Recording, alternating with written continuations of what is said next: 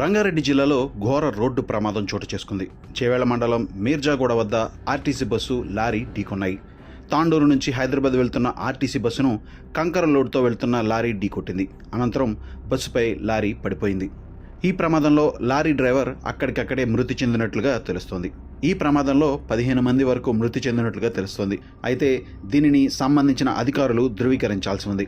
ఈ ప్రమాదంపై సమాచారం అందుకున్న వెంటనే పోలీసులు ఘటనా స్థలానికి చేరుకుని సహాయక చర్యలు చేపట్టారు. లారీ కంకర్ లోడ్తో వెళ్తుండటంతో ప్రమాదం జరిగిన తర్వాత అది మొత్తం బస్సుపై పడింది. దీంతో లోపల చిక్కుకుపోయిన వారిని పోలీసులు బయటకు తీస్తున్నారు. ఈ ప్రమాదంలో గాయపడిన వారిని చేవేళ్ల ప్రభుత్వ ఆసుపత్రికి తరలించారు. ప్రమాద సమయంలో బస్సులో 70 మంది ప్రయాణికులు ఉన్నట్లుగా చెప్తున్నారు. ఇందుకు సంబంధించిన పూర్తి వివరాలు తెలియాల్సి ఉంది. ఇక ఈ ప్రమాదం తర్వాత చేవేళ్ల వికారాబాద్ రూట్లో భారీగా ట్రాఫిక్ జామ్ ఏర్పడింది.